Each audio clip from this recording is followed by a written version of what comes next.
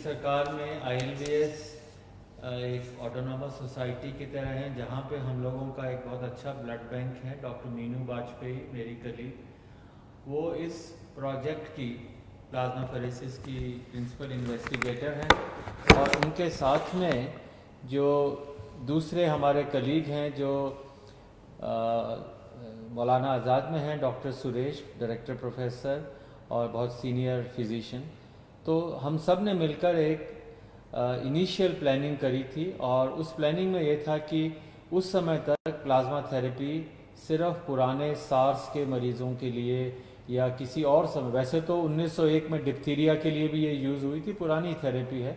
तो हमें लगा कि चूंकि और कोई दवाई, कोई वायरस की दवाई नहीं है, या हमारे पास ऐसी दवाई नहीं है कि वायरस शरीर में एंटर हो तो उससे हम आगे बढ़ने से रोक सकें, तो एक ही थेरेपी थी कि वायरस को कैसे न्यूट्रलाइज करें या उसके साइड इफ़ेक्ट्स कैसे कम करें। मैं सिर्फ सिंपल भाषा में समझाऊंगा कि इसके 3 फेजेस होते हैं बीमारी के। पहला फेज़ है जिसे हम वायरस फेज़ कहते हैं, जिसमें वायरस शरीर के अंदर आता है, वायरस बढ़ता जाता है, कभी यहाँ जाता है कभी कहाँ।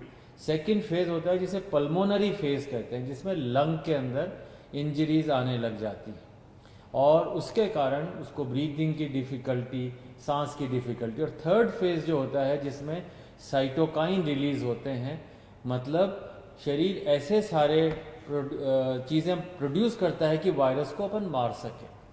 तो अगर वो थर्ड स्टेज में मरीज आता है तो उसके ऑर्गन फेलियर की स्टेज हो जाती है, वो लेट स्टेज हो जाती है। सेकेंड स्टेज में मरीज आता है जिसमें लंग के अंदर इन्फेक्शन है पर बाकी ऑर्गन्स चल रहे हैं। उस थेरेपी के अंदर, उस स्टेज के अंदर अगर अपन प्लाज्मा दें तो हम वायरस को भी कम कर सकते हैं और हम ऑर्गन फेलियर्स को बचा सकते हैं। फर्स्ट स्टेज में पकड़ में नहीं आता, उस समय तो जैसा CM साहब ने कहा हमें सिर्फ प्रिवेंशन और अर्ली डिटेक्शन पे है।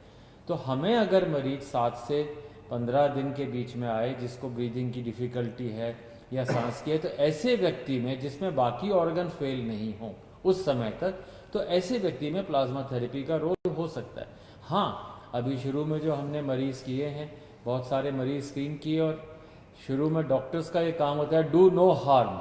हिपोक्रेटिक ओथ यही है कि आप भले ही सोचें कि अच्छा हो रहा है पर बुरा ना करें। इस विचार से शुरू में हम लोगों ने ट्रायल बहुत केयरफुली सोच के शुरू करी, और मुझे बहुत खुशी है कि शुरू में 4 मरीज़ में हम लोगों ने अभी उत्साहवर्धक फल देखे हैं। और हाँ, आज उम्मीद है कि 2 या 3 मरीज़ और हमारे जो हैं, जो कि सिक हैं LNH हॉस्पिटल में, उनको हम लोग, उनके टेस्टिंग रात 1:30 बजे सैंपल आए, अभी मुझे लगता है कि 12 बजे तक उनका वायरस टेस्ट हो जाएगा और उनके लिए ब्लड भी तैयार है, प्लाज्मा भी तैयार है, और हो सकता है आज हम उन लोगों को थेरेपी दे सकें। और इस थेरेपी के बेनिफिट्स काफ़ी हैं। अगर आपने उसको दिया तो वो थर्ड स्टेज, जिसे हम साइटोकाइन स्टॉर्म कहते हैं, उस स्टेज पे मरीज ना जाए जिसमें ऑर्गन फेल हो और लंग के इन्फेक्शन जल्दी से करेक्ट हो जाएं। ये एक हमारा मेन एम है, और ऐसे थेरेपी और अभी कोई है नहीं। हमें लगता है कि शुरू के अगर जैसे मान लीजिए 10 मरीज़ हमें 20 मरीज़ करने हैं, मुझे लगता है कि हमारे मरीज़ ये 10 से 15 दिन में कंप्लीट हो जाएंगे, और आपकी दुआएं रहीं, मरीज़ों की दुआएं रहीं, तो हो सकता है कि हम एक लीड ले सकते हैं, बता सकते हैं कि हाँ ये थेरेपी अच्छी है। पर इसमें कई दिक्कतें भी हैं, जैसे जिन लोगों को अपना कोरोना कभी हुआ, रिकवर हो गए, अभी वो क्वारंटाइन में हैं, घर पे हैं, अगर वो लोग ब्लड देंगे तभी तो हमें एंटीबॉडी मिलेंगी, नहीं तो कहाँ से मिलेंगी। तो इस समय हमें उन लोगों की ज़रूरत है कि अपनी देशभक्ति दिखाएं। ये बताएं, जैसे थोड़े दिन पहले एक लड़का था बिल्कुल यंग, और वो आया रात को 1-1:30 बजे, और हमें लगा कि किसी तरह प्लाज्मा मिल जाए, पर उसको पूरे दिन के बाद प्लाज्मा नहीं मिला, और वो अगले दिन सुबह 4 बजे, हमें 7 बजे प्लाज्मा मिला, 4 बजे वो हमें छोड़ के चला गया।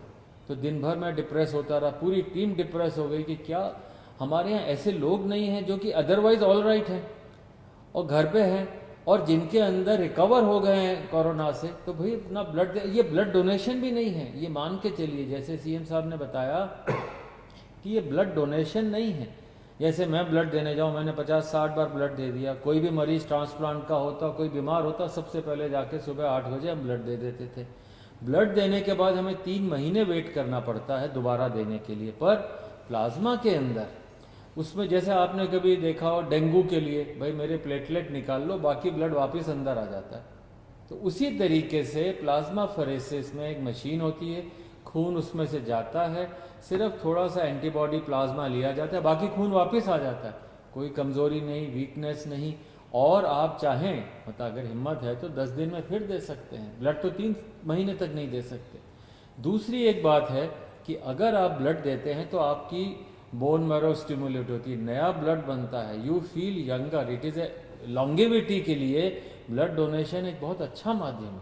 और फिर हमारी जिम्मेदारी है कि डोनर को नुकसान ना हो, मतलब पहले उसका हीमोग्लोबिन चेक होता है, वेट है, उसकी वेन्स हैं, कोई सिम्टम्स नहीं है, पूरा चेक करके डोनर की सुरक्षा ज़्यादा ज़रूरी है।